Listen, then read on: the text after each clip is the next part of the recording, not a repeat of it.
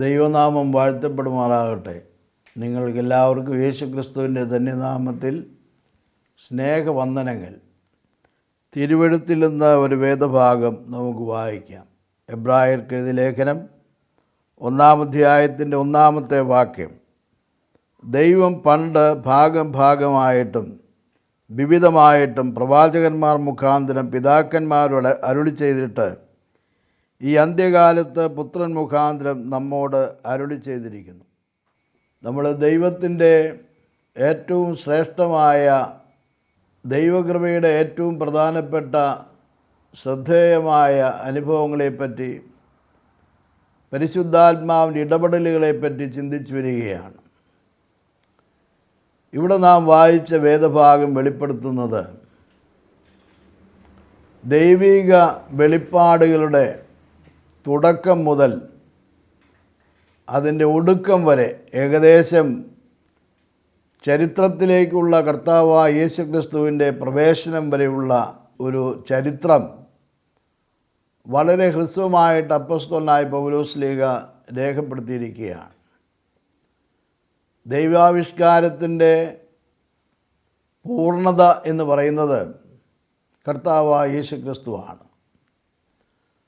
ദൈവം ഈ രഹസ്യം, തിരുഹൃദയത്തിൽപ്പെട്ട ഈ രഹസ്യം പണ്ട് മുതലേ ഭാഗമായിട്ട് ലോകത്തോട് അറിയിച്ചു വരികയാണ്. ധാരാളം പ്രവാചകന്മാർ അത് ഏറ്റെടുത്ത് ലോകത്തോട് പ്രസ്താവിച്ചു, അത് വിശദമാക്കി വ്യാഖ്യാനം ചെയ്തു കൊടുത്തു. അങ്ങനെ വന്ന്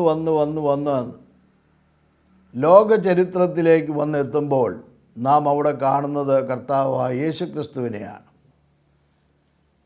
ഇന്നലെകളിലൂടെ കടന്നുപോയ ഈ രക്ഷാകര ദൗത്യത്തിൻ്റെ ചരിത്രം ഇന്ന് ഈ സമകാലിക ചരിത്രത്തിൽ നാം വന്നെത്തുക കർത്താവായ യേശുക്രിസ്തുവിൻ്റെ ആ പ്രവേശനത്തോടു കൂടെയാണ്. കർത്താവായ യേശുക്രിസ്തുവാണ് ലോകചരിത്രത്തിൻ്റെ മധ്യബിന്ദുവായിട്ട് നിൽക്കുന്നത്. ലോകചരിത്രത്തെ BC എന്നും AD എന്നും രണ്ടായി വിഭജിച്ച് ചരിത്രത്തിൻ്റെ മധ്യബിന്ദുവായി നിർത്തി ആ നിലയിൽ ലോകത്തെ പഠിക്കുവാൻ, ഉൾക്കൊള്ളുവാൻ, ഗ്രഹിക്കുവാനുള്ളതായ ഒരു സാവകാശം നമുക്ക് ലഭിച്ചിരിക്കുകയാണ്. ഇവിടെനീളം നാം കണ്ടുകൊണ്ടിരിക്കുന്നത് ദൈവത്തിൻ്റെ അനന്തമായ പ്രഖ്യാപിതമായ കൃപയുടെ വ്യാപാര ശക്തിയെ തന്നെയാണ്. ഈ കർത്താവായ യേശുക്രിസ്തുവിലൂടെ പിതാവാം ദൈവത്തിൻ്റെ തിരുഹൃദയത്തിലെ എല്ലാ സ്വകാര്യങ്ങളും, എല്ലാ ആഗ്രഹങ്ങളും, എല്ലാ താല്പര്യങ്ങളും നമുക്കിന്ന് കേൾക്കുവാനായിട്ട് സാധിക്കുന്നുണ്ട്. സംഭവങ്ങളിലൂടെ, അടയാളങ്ങളിലൂടെ, അത്ഭുതങ്ങളിലൂടെ, വ്യത്യസ്തങ്ങളായ ദൈവിക ഇടപെടലുകളിലൂടെ ചരിത്രത്തിലുടനീളം നാം ഈ വസ്തുത മനസ്സിലാക്കിക്കൊണ്ടിരിക്കുകയാണ്. ഈ കർത്താവായ യേശുക്രിസ്തുവിനെ സംബന്ധിച്ച് ഏറ്റവും ശ്രദ്ധേയമായ ഒരു വസ്തുത, പിതാവാം ദൈവം നമുക്ക് ലോകത്തിന് കാണിച്ചു തന്ന പുരുഷനാണ്. ലോകത്തെ ഉദ്ധരിക്കുവാൻ, നവീകരിക്കുവാൻ, വിപ്ലവാത്മകമായ മാറ്റങ്ങൾ വരുത്തുവാൻ, ആധ്യാത്മികമായ നന്മകളെക്കുറിച്ച് പ്രഘോഷിക്കുവാൻ ധാരാളം ആളുകൾ രംഗപ്രവേശം ചെയ്തിട്ടുണ്ട്. ഉന്നതന്മാരായ ആളുകൾ വന്നിട്ടുണ്ട്, ബുദ്ധിജീവികൾ, ചിന്തകന്മാർ വന്നിട്ടുണ്ട്, ശാസ്ത്രജ്ഞന്മാർ വന്നിട്ടുണ്ട്, വിവിധങ്ങളായ ആധ്യാത്മിക ആചാര്യന്മാർ വന്നിട്ടുണ്ട്. അവരെയൊക്കെ ആളുകൾ കേട്ടിട്ടുണ്ട്, ശ്രദ്ധിച്ചിട്ടുണ്ട്. അവരുടെ വാക്കുകൾ ആളുകൾ കേട്ടിട്ടുണ്ട്, അനുസരിച്ചിട്ടുണ്ട്. അതെല്ലാം വിദ്യാഭ്യാസത്തിൻ്റെയും അറിവിൻ്റെയും വ്യത്യസ്തങ്ങളായ ധാരകളായി മാറിക്കൊണ്ടിരിക്കുകയാണ്.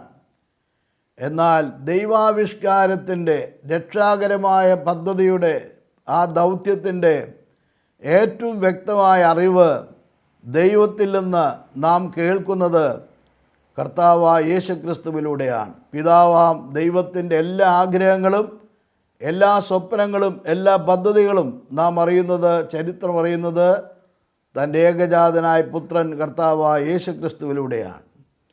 ഈ യേശുക്രിസ്തു ലോക ചരിത്രത്തിലേക്ക് വന്നു. നാം കഴിഞ്ഞ എപ്പിസോഡുകളിൽ അതിനെപ്പറ്റിയൊക്കെ ചിന്തിച്ചിട്ടുണ്ട്. യേശുക്രിസ്തു ലോകത്തിലേക്ക് വരുന്നത് ഒരു മഹത്തായ ദൗത്യം നിർവഹിക്കുവാൻ വേണ്ടിയാണ്.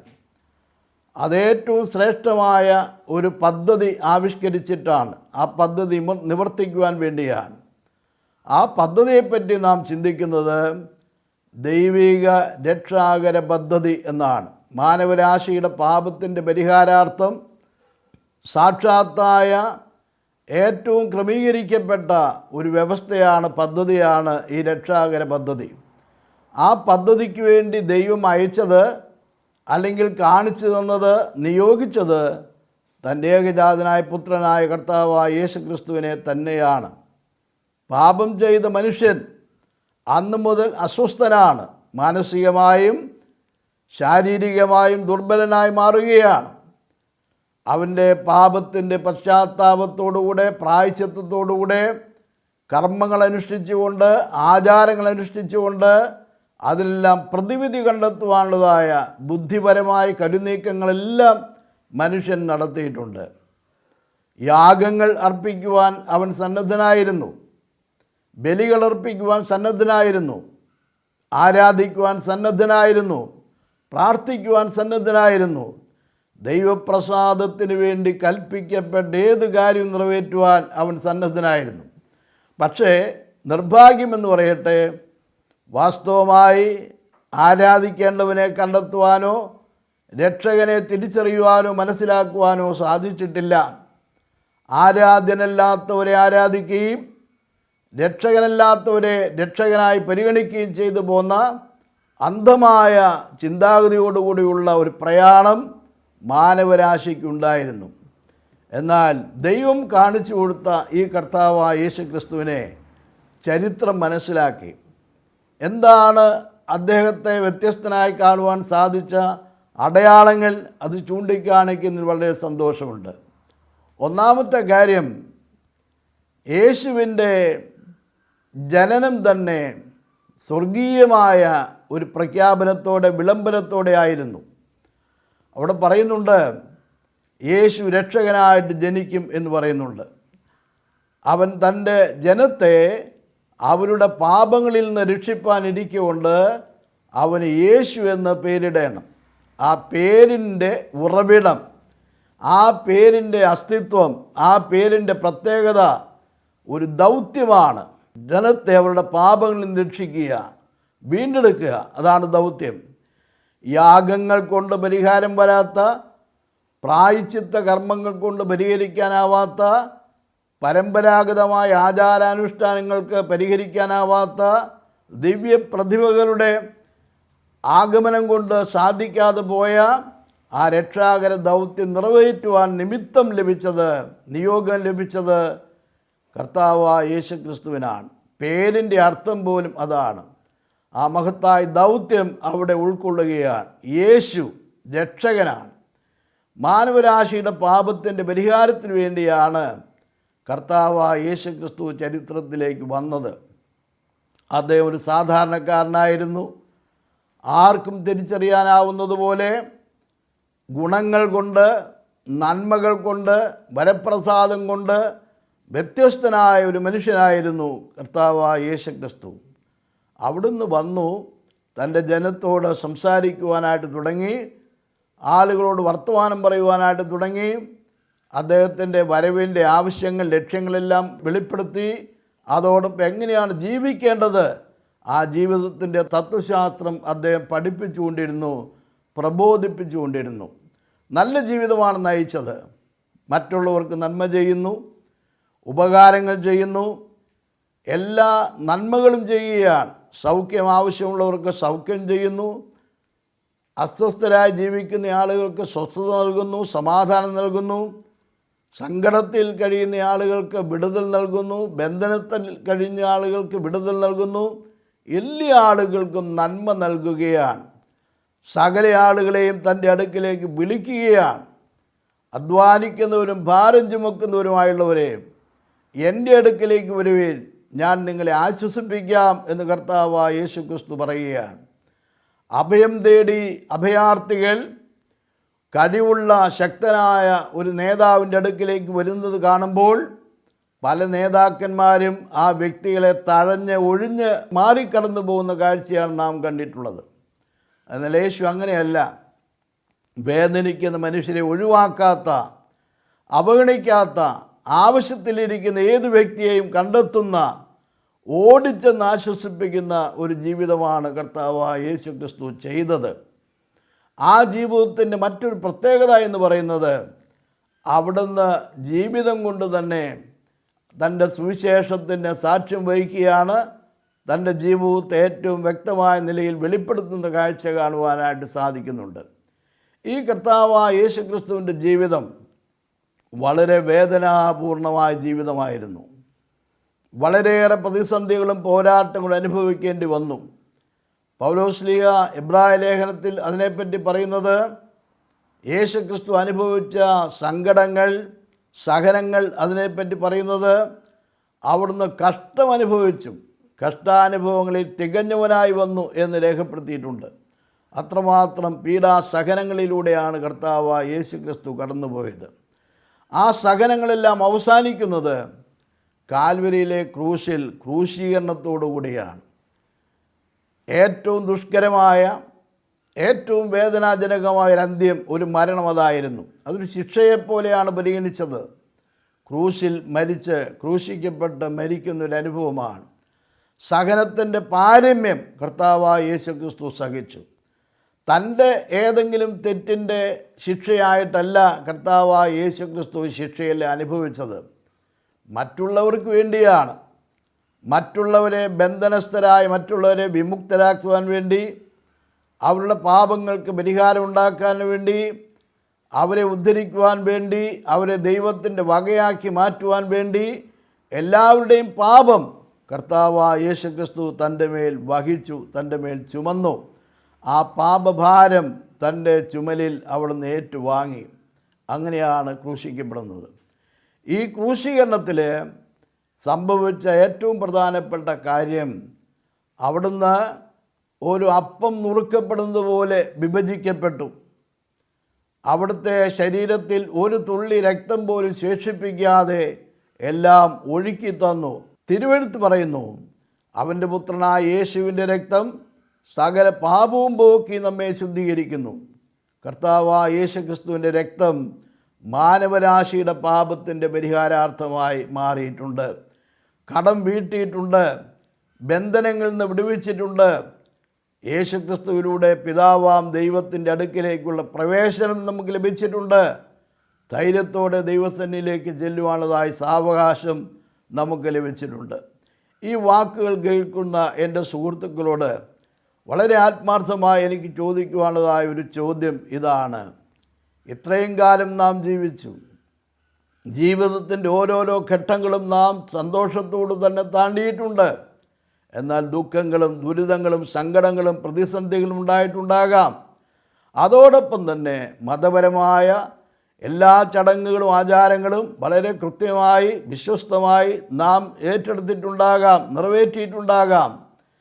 എന്നാൽ നമ്മുടെ ജീവിതത്തിൽ പാപത്തിൻ്റെ പരിഹാരം സാധിച്ചു എന്നുള്ളൊരു ബോധ്യം, ഒരു നിർണയം ഇതുവരെ നമുക്ക് അനുഭവമാക്കുവാൻ സാധിച്ചിട്ടില്ല എങ്കിൽ ആ പാപമോചനത്തിൻ്റെ പ്രത്യാശയും അതിൻ്റെ സന്തോഷവും ധൈര്യവും സമാധാനവും സുരക്ഷിതത്വവും സ്വാതന്ത്ര്യവും അനുഭവിക്കുവാൻ സാധിച്ചിട്ടില്ല എന്നുണ്ടെങ്കിൽ ഇന്ന് അതിനുള്ളതായ സന്ദർഭം ദൈവകൃപയാൽ നമുക്ക് ലഭിച്ചിരിക്കുകയാണ്.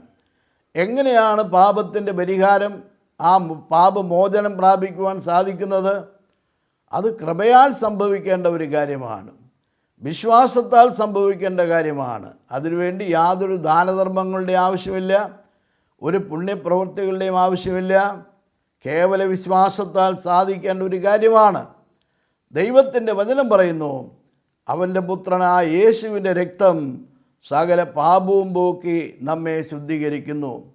അവനെ കൈക്കൊണ്ട് അവൻ്റെ നാമത്തിൽ വിശ്വസിക്കുന്ന ഏവർക്കും ദൈവമക്കളായി തീരുവാൻ സാധിച്ചു.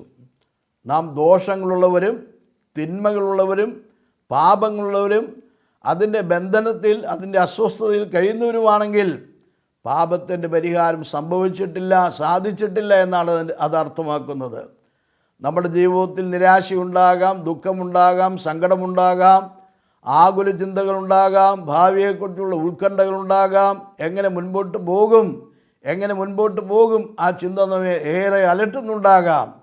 എന്നാൽ ഇതെല്ലാം നമുക്ക് പൂർണ്ണമായും അതാശ്വാസമായി ഭവിക്കുന്നത് കർത്താവായ യേശുക്രിസ്തുവിനെ രക്ഷിതാവായി നാം കണ്ടെത്തുകയും വിശ്വസിക്കുകയും ഏറ്റുപറയുകയും ചെയ്യുമ്പോഴാണ്. അങ്ങനെ യേശുവിനെ കർത്താവെന്ന് വിശ്വസിച്ച് വായ് കൊണ്ട് ഏറ്റുപറഞ്ഞ് അവിടുത്തെ കർത്തൃത്വം നാം സമ്പാദിക്കുമ്പോൾ നാം ദൈവകൃപയാൽ ദൈവത്തിൻ്റെ ജനമായി, ദൈവത്തിൻ്റെ മക്കളായി, ദൈവത്തിൻ്റെ മകനോ മകളോ ആയി നാം മാറുകയാണ്. അതിന് ലഭിച്ച ഏറ്റവും നിർണായകമായ സമയം, നല്ല സന്ദർഭം, ഏറ്റവും തക്കതായ ഒരു സാഹചര്യം ഇതാണ്. ഈ സാഹചര്യം നാം അംഗീകരിക്കുക, ഉൾക്കൊള്ളുക, മനസ്സിലാക്കുക, അത് സ്വീകരിക്കുക. അതാണ് നമ്മുടെ ധർമ്മം എന്ന് പറയുന്നത്. ഈ കർത്താവായ യേശുക്രിസ്തു വ്യത്യസ്തനാണ്. അവിടുന്ന് കാൽവരിയിൽ ക്രൂശിക്കപ്പെട്ടു, ഏറ്റവും ധന്യമായ ജീവിതം നയിച്ചു, ഒരു തെറ്റും ചെയ്തിട്ടില്ല, പാപവും ചെയ്തിട്ടില്ല. യേശുക്രിസ്തു സന്തോഷത്തോടും സമാധാനത്തോടുകൂടി ജീവിച്ചു, എല്ലാവർക്കും നന്മ ചെയ്തു. മറ്റൊരു കാര്യം കൂടെ ഞാൻ ഓർപ്പിക്കാം. യേശു മരിച്ചു, അടക്കപ്പെട്ടു. എന്നാൽ ഈ അടക്കപ്പെട്ട സന്ദർഭം കൊണ്ട് യേശുവിൻ്റെ ചരിത്രം അവസാനിക്കുന്നില്ല. ആ അടക്കപ്പെട്ട അവസ്ഥയിൽ ആ കല്ലറയിൽ നിന്ന് അവിടുന്ന് നേരത്തെ പറഞ്ഞതുപോലെ, സൂചിപ്പിച്ചതുപോലെ, ചൂണ്ടിക്കാണിച്ചതുപോലെ കൃത്യം മൂന്നാം ദിവസം അവിടുന്ന് ഉയർത്തെഴുന്നേറ്റു എന്ന് നമുക്ക് ഓർക്കുവാനായിട്ട് സാധിക്കുന്നുണ്ട്. ആ ഉയർത്തെഴുന്നേറ്റ കർത്താവായ യേശുക്രിസ്തു, ജേതാവായ കർത്താവായ യേശുക്രിസ്തുവാണ്. അവിടുന്ന് മരണത്തിന്മേൽ ജയം ഭരിച്ചിരിക്കുന്നു, പാപത്തിൻ്റെ മേൽ ജയം ഭരിച്ചിരിക്കുന്നു, അവൻ ദുഷ്ടൻ്റെ മേൽ ജയം ഭരിച്ചിരിക്കുന്നു, സാത്താന്യ ശക്തികളുടെ മേൽ ജയം ഭരിച്ചിരിക്കുന്നു. അവിടുന്ന് ഉയർത്തെഴുന്നേറ്റ് ജീവിക്കുകയാണ്. ദൃശ്യമായ നിലയിൽ ഇന്ന് കർത്താവായ യേശുക്രിസ്തുവിൽ നമുക്ക് ഒരു വ്യക്തി എന്നുള്ള നിലയിൽ ഇപ്പോൾ കാണുവാൻ നിവൃത്തിയില്ല. അവിടുന്ന് അടക്കപ്പെട്ട് ഉയർത്തെഴുന്നേറ്റു, സ്വർഗാരോഹണം ചെയ്തു. അവിടുന്ന് എല്ലാ നിലയിലും സ്വർഗസ്ഥനാണ്. അപ്പോൾ തന്നെ അവിടുത്തെ ദിവ്യമായ വ്യക്തിത്വത്തിൻ്റെ പ്രാധാന്യം കൊണ്ട് ഇന്ന് അദൃശ്യനാണെങ്കിൽ പോലും വിശ്വാസത്താൽ ജീവിക്കുന്നു എന്നുള്ളത് ഏറ്റവും ശ്രദ്ധേയമായ കാര്യമാണ്. അവിടുന്ന് ജീവിക്കുകയാണ്. യേശുക്രിസ്തു സ്വർഗാരോഹണം ചെയ്തപ്പോൾ അത് കണ്ടുകൊണ്ടിരുന്ന തൻ്റെ ശിഷ്യന്മാരോട് പറഞ്ഞൊരു വാക്ക്, അത് ദൈവത്തിൻ്റെ ദൂതൻ ഏറ്റുപറഞ്ഞൊരു വാക്ക്, സ്വർഗീയമായ ഒരു വലിയ വാഗ്ദത്തം ഓർക്കുന്നിങ്ങനെയാണ്: നിങ്ങൾ കാണുന്നത് പോലെ അവൻ വീണ്ടും വരും എന്ന് കർത്താവായ യേശുക്രിസ്തു വരികയാണ്. യേശുക്രിസ്തു മരിച്ചു, അടക്കപ്പെട്ടു, ഉയർത്തെഴുന്നേറ്റു, സ്വർഗാരോഹണം ചെയ്തു. എന്നാൽ കർത്താവായ യേശുക്രിസ്തു വീണ്ടും വരും. എത്രയോ മഹാന്മാരെ നാം കണ്ടിരിക്കുന്നു. അവരെല്ലാം ചരിത്ര പുരുഷന്മാരായി മാറിയിട്ടുണ്ട്, ചരിത്രത്തിൻ്റെ ഭാഗമായി തീർന്നിട്ടുണ്ട്. അവരുടെ ചരിത്രം പോയിട്ടുണ്ട്. അങ്ങനെ മരിച്ച് മണ്ണടങ്ങി പോയിട്ടുള്ള ആളുകൾ ആരും തന്നെ വീണ്ടും വരും എന്നുള്ള പ്രതീക്ഷ നമുക്കില്ല. അവിടെ നല്ല ഓർമ്മകൾ നമുക്കുണ്ടാകാം, അവർ ചെയ്ത നന്മകളെപ്പറ്റി നമുക്ക് ഘോഷിക്കാം. എന്നാൽ അവരാരും ഇനി വീണ്ടും വരുന്നില്ല. വീണ്ടും വരും എന്ന് പറഞ്ഞു പോയിട്ടുള്ളത് നമ്മുടെ കർത്താവായ യേശുക്രിസ്തുവാണ്. ലക്ഷക്കണക്കിന് പുരുഷാരം, ലോകമെമ്പാടുമുള്ള ക്രൈസ്തവ സമൂഹം, അല്ലെങ്കിൽ യേശുക്രിസ്തുവിൻ്റെ ജനം, ദൈവത്തിൻ്റെ മക്കൾ, കഷ്ടങ്ങളുടെയും പ്രയാസങ്ങളുടെയും പ്രതികൂലങ്ങളുടെയും നടുവിലും മുൻപോട്ട് പോകുമെങ്കിലും അവരെ നയിക്കുന്ന മഹത്തായ ഒരു പ്രത്യാശയുണ്ട്. അത് അവരുടെ കർത്താവായ യേശുക്രിസ്തു വീണ്ടും വരും എന്നുള്ള നിലയിലാണ്. ഇന്ന് നമ്മെ സംബന്ധിച്ചിടത്തോളം ഈ പ്രത്യാശ നമുക്കുണ്ടോ എന്നുള്ളത് നാം വാസ്തവമായി തിരിച്ചറിയേണ്ട ആവശ്യമുണ്ട്. അതിന്മേൽ നിശ്ചയമുണ്ടാകേണ്ട ആവശ്യമുണ്ട്. ആ നല്ല പ്രതീക്ഷയോടും പ്രത്യാശയോടും കൂടെ ഓരോ ചുവടും മുൻപോട്ട് പോകുവാൻ നാം ബാധ്യസ്ഥരാണ്. അതിൻ്റേതായ ആശ്വാസം നമുക്ക് അനുഭവിക്കുവാൻ സാധിക്കണം, സന്തോഷം പ്രാപിക്കുവാൻ സാധിക്കണം. അതിനെല്ലാവർക്കും ഇടയാകണം എന്നുള്ളത് സന്തോഷകരമായൊരാഹ്വാനമായിട്ടാണ് ഇരിക്കുന്നത്. ഈ കർത്താവായ യേശുക്രിസ്തു ദൈവം കാണിച്ചു തന്ന പുരുഷനാണ്. നമ്മൾ തിരഞ്ഞ് കണ്ടെത്തിച്ചെന്ന ഒരിടമല്ല, നമ്മുടെ മുമ്പിൽ നമുക്ക് വേണ്ടി കാണിച്ചു തന്ന ഒരു പുരുഷനാണ്. എത്രയോ ആളുകളെ നാം കണ്ടു മടുത്തിരിക്കുന്നു. അവരെയൊക്കെ അനുകരിച്ചിട്ടുണ്ടാകാം നാം. എത്രയോ ആളുകളെ അനുകരിച്ചിരിക്കുന്നു. എന്നാൽ അവസാനം വഞ്ചിക്കപ്പെട്ടു പോയി എന്ന ഒരു ചിന്ത നമ്മെ ഭരിക്കുന്നുണ്ടാകാം. എന്നാൽ നാം കണ്ടെത്തിയതല്ല, നമ്മെ കണ്ടെത്തിയതാണ്. നാം കണ്ടുപിടിച്ചതല്ല, ദൈവം നമുക്ക് കാണിച്ചു തന്നതാണ്.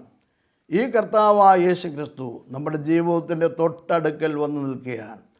ആ യേശു ക്രിസ്തു നമ്മെ കണ്ടുകൊണ്ടിരിക്കുകയാണ്, നമ്മെ അറിഞ്ഞുകൊണ്ടിരിക്കുകയാണ്, നമ്മെ മനസ്സിലാക്കിക്കൊണ്ടിരിക്കുകയാണ്.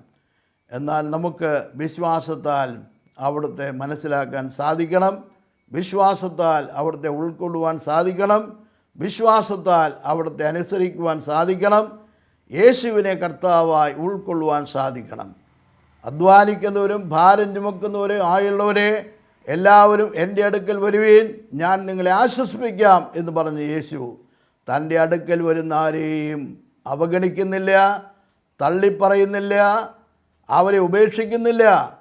അടുക്കലേക്ക് വിശ്വാസത്തോടെ വരുന്ന ഏത് വ്യക്തിയെയും കർത്താവായ യേശു ക്രിസ്തു ഉൾക്കൊള്ളുവാൻ, ചേർത്ത് പിടിക്കുവാൻ, ചേർത്ത് നിർത്തുവാൻ കഴിവുള്ളവനാണ്, സന്നദ്ധനാണ്, ദീനബന്ധുവാണ്. ആ യേശുവിൻ്റെ അടുക്കിലേക്ക് വരാം. നമ്മുടെ ആവലാതികളും പരിഭ്രമങ്ങളും, നമ്മുടെ സങ്കടങ്ങളും ഭാരങ്ങളും ഹൃദയത്തിൻ്റെ നടുക്കങ്ങളും വേദനകളും മനസ്സോടെ നമുക്ക് ഏറ്റുപറയാം. നിശ്ചയമായി സാന്ത്വനമുണ്ട്, ആശ്വാസമുണ്ട്, സമാധാനമുണ്ട്. ആരെയെങ്കിലും ആശ്രയിച്ചിട്ട്, ആരെയെങ്കിലും അഭയം പ്രാപിച്ചിട്ട്, ആരെയെങ്കിലും അനുകരിച്ചിട്ട് നമ്മുടെ ആയുസ് മുഴുവൻ അവർക്ക് വേണ്ടി വേർതിരിച്ചിട്ട് മാറ്റിവെച്ചിട്ട് അവസാനം നാം ചതിക്കപ്പെട്ടു, വഞ്ചിക്കപ്പെട്ടു, പ്രതീക്ഷിച്ചതൊന്നും സാധ്യമായില്ലല്ലോ എന്നുള്ളൊരു ഭാരം നമ്മെ അലട്ടുന്നുണ്ടാകാം. ആൾ മാറിപ്പിടിച്ചു, അറിയാതെയാണ് നാം നേടിയത്, കണ്ടെത്തിയത്, ആ ചിന്തകളെല്ലാം നമുക്കുണ്ടാകാം. എന്നാൽ സത്യസന്ധമായ ഒരു ഇടപെടൽ നിശ്ചയമായും നിർബന്ധമായും നമ്മുടെ ഭാഗത്തുണ്ടാകണം. നമ്മുടെ അടുക്കലേക്ക് വന്ന് ഉത്തമനായൊരു സുഹൃത്ത്, സത്യസന്ധനായ ഒരു കൂട്ടുകാരൻ, ആശ്വാസദായകൻ നമ്മുടെ അടുക്കിലേക്ക് വന്ന് അവിടുത്തെ മുറിവുകൾ നമ്മെ കാണിക്കുമ്പോൾ അദ്ദേഹത്തെ നാം ആ മുറിവുകളിലൂടെ തിരിച്ചറിയണം. 2 കാലുകളും 2 കൈകളും എന്തിന് ശരീരമാസകലം രക്താഭിഷിക്തനായി ലോകചരിത്രത്തിൻ്റെ നടുത്തളത്തിൽ നിന്ന കർത്താവായ യേശുക്രിസ്തുവിൻ്റെ കുത്തിത്തുറയ്ക്കപ്പെട്ട മാറിടം ഏതഭയാർത്ഥിക്കും ഇന്നും അഭയം നൽകുന്നതാണ്. മുറിവേറ്റ കൈകാലുകൾ നമുക്ക് വേണ്ടി യാത്ര ചെയ്യുവാൻ, നമുക്ക് വേണ്ടി പ്രവർത്തിക്കുവാൻ, നമ്മെ ആശ്വസിപ്പിക്കുവാൻ, നമ്മെ തലോടുവാൻ ഇന്നും കഴിവുള്ളതാണ്. മറ്റൊന്നിൻ്റെയും സഹായം ആവശ്യമില്ല. യാതൊരു പ്രതിഫലവും നമ്മിൽ നിന്ന് പ്രതീക്ഷിക്കുന്നില്ല. ഒന്നും നാം അതിനു വേണ്ടി ചെയ്യേണ്ടതായിട്ടില്ല. കേവല വിശ്വാസത്താൽ നമുക്ക് സാധിക്കും. അതുകൊണ്ട് ഈ കർത്താവായ യേശുക്രിസ്തുവിനെ ഇന്ന് ജീവിതത്തിൽ സ്വന്തം രക്ഷിതാവായി വിശ്വസിച്ച് ഏറ്റുപറഞ്ഞുകൊണ്ട്, കർത്താവേ, ഞാൻ അവിടുത്തെ മകനാകുന്നു, മകളാകുന്നു, എന്നെ സഹായിക്കണമേ, വഴി നടത്തണമേ എന്ന് ആത്മാർത്ഥമായി പ്രാർത്ഥിക്കുകയും ചെയ്യുകയാണെങ്കിൽ നിശ്ചയമായി നമ്മുടെ ജീവിതം വിജയത്തിലേക്ക് നമ്മെ നയിക്കുമെന്നുള്ളതിന് യാതൊരു സംശയവുമില്ല. നാം കേട്ട ഈ ദൈവത്തിൻ്റെ വചനം എല്ലാ ആളുകളും സത്യസന്ധമായി ഉൾക്കൊള്ളുകയും വിശ്വസിക്കുകയും ചെയ്തിട്ട് രക്ഷാകര പദ്ധതിയിലൂടെ പിതാവാം ദൈവം നമുക്ക് കാണിച്ചു തന്ന കർത്താവായ യേശുക്രിസ്തുവിനെ രക്ഷിതാവായി സ്വീകരിച്ചിട്ട് ആ രക്ഷകനോടുകൂടെ തുടർന്നുള്ള നമ്മുടെ ജീവിതം ഓരോ നിമിഷവും നയിക്കാം എന്നുള്ള സമ്പൂർണ്ണമായ സമർപ്പണത്തോടുകൂടെ ഈ സന്ദേശം നിങ്ങൾ സ്വീകരിക്കണമെന്ന് ആത്മാർത്ഥമായി ഓർമ്മപ്പെടുത്തിക്കൊണ്ട് എല്ലാവർക്കും അതിൻ്റെതായ ആശ്വാസം, നന്മകൾ, അനുഗ്രഹങ്ങൾ വിളംബരം ചെയ്തുകൊണ്ട് എൻ്റെ വാക്കുകൾ അവസാനിപ്പിക്കുന്നു. ദൈവം നമ്മെ ഓരോരുത്തരെയും സഹായിക്കുമാറാകട്ടെ.